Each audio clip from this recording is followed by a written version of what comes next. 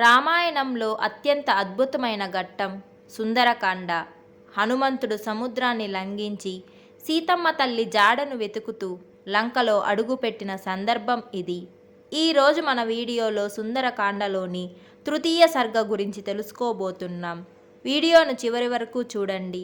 ఈ వీడియోను చూసే ప్రతి ఒక్కరూ కమెంట్ సెక్షన్లో జై హనుమా అని కమెంట్ చేయండి.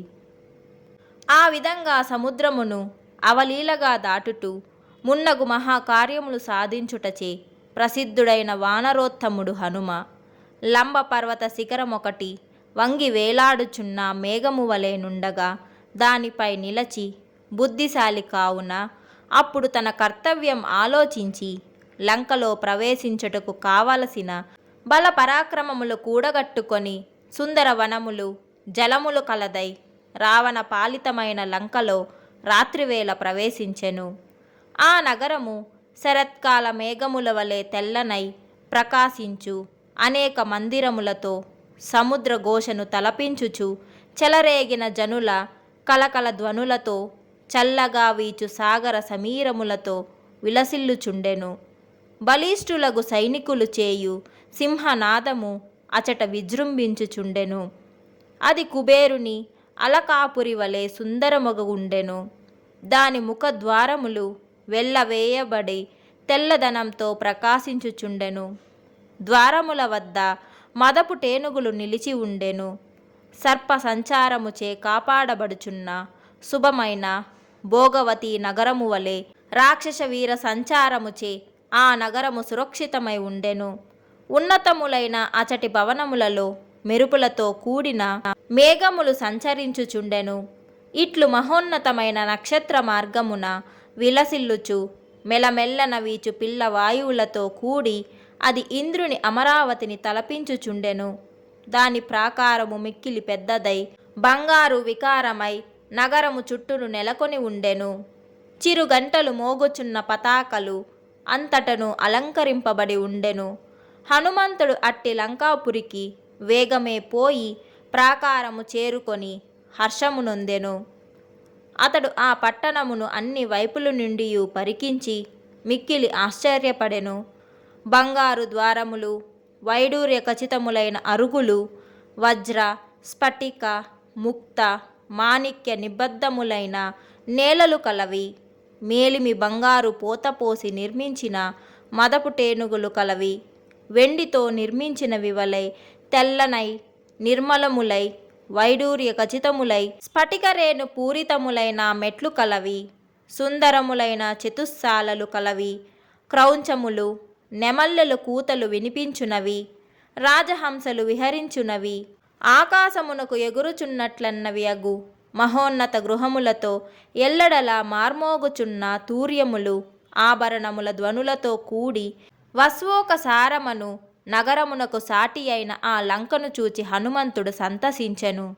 సుందరమై మంగళకరమై ఉత్తమోత్తమై సంపత్సమృదుమైన రావణుని లంకాపురిని చూచి పరాక్రమశాలియగు హనుమంతుడిట్లు తలంచెను. ఎల్లప్పుడు రాక్షసులు ఆయుధములు చేపట్టి కాపాడటం వల్ల ఈ లంకానగరిని బలముచే ఎవ్వరూ ఎదిరింపజాలరు.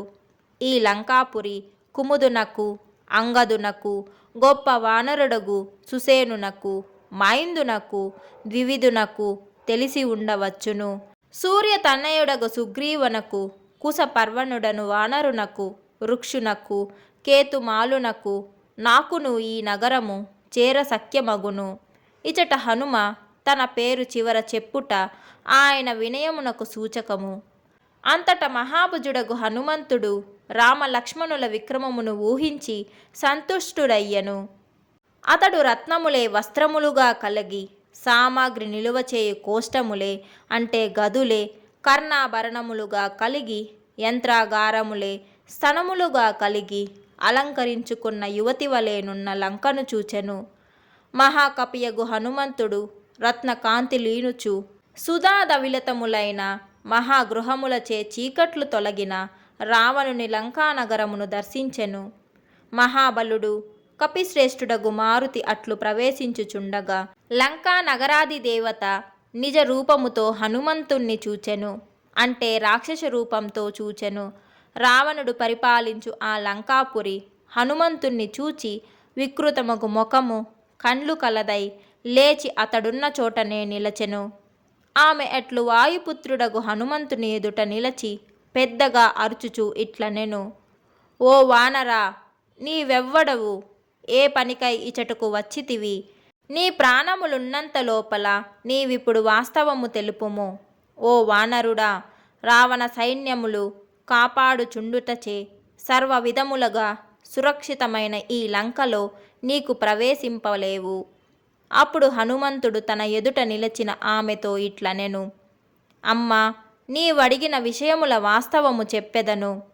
వికృతముల కన్నులతో పురద్వారమున నిలిచి ఉన్న నీవెవ్వతవు? నీవేల భీకర రూపముతో నన్నడ్డగించి బెదిరించుచున్నావు. హనుమంతుని మాట విని కామరూపిణియగు ఆ లంక కోపముతో ఇట్లు కఠినముగా పలికెను: నేను రాక్షసరాజు మహాత్ముడగు రావణుని ఆజ్ఞను శిరస వహించుదానను. నన్నెదిరించుటకు ఎవ్వరికిని సాధ్యము కాదు. నేనీ నగరమును కాపాడుచుండెదను. నన్నవమానించి నీవీ నగరమున ప్రవేశింపలేవు. నీవిప్పుడే ప్రాణములు వీడి దీర్ఘనిద్ర పోయేదవులెమ్ము.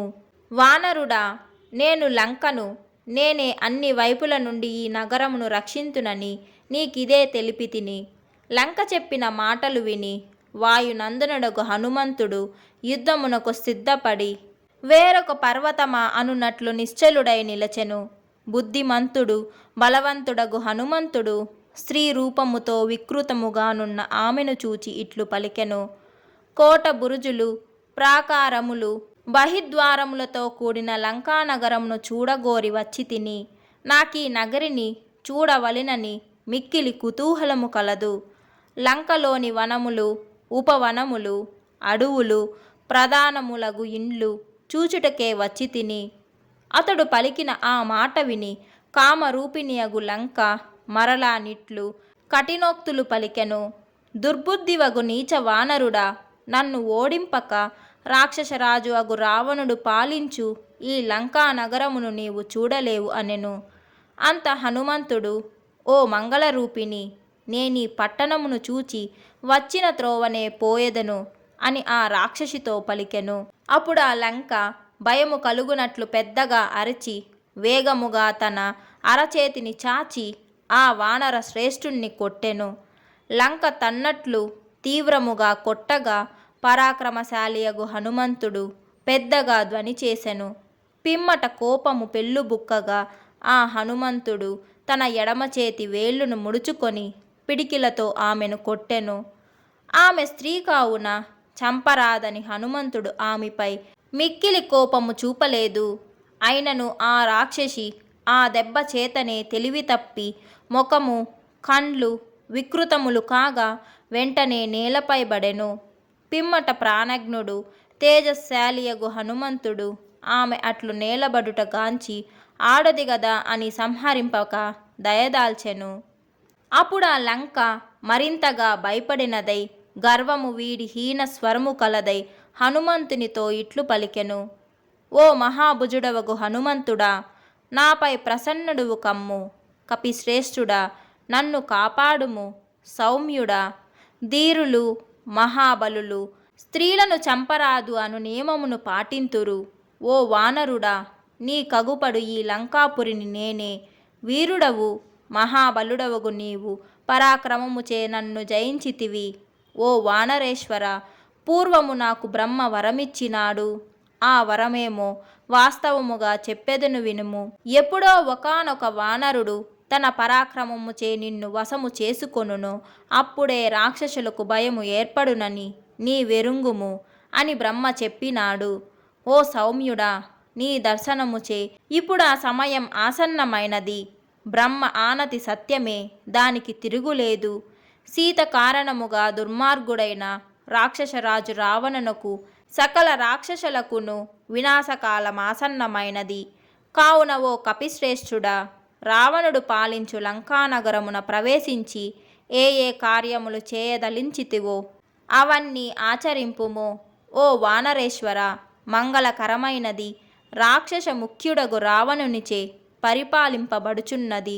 ఇట్లు శాపముచే బలహీన పడినదగు లంకలో ప్రవేశించి సుఖముగా నెల్లెడల తిరుగుచు సాధ్వ్యగు సీతాదేవిని వెదుకుము అని లంక హనుమతో పలికెను. ఇట్లు వాల్మీకి మహర్షి రచించిన శ్రీమద్ రామాయణమున సుందరకాండమున 3వ సర్గము. జై శ్రీరామ్.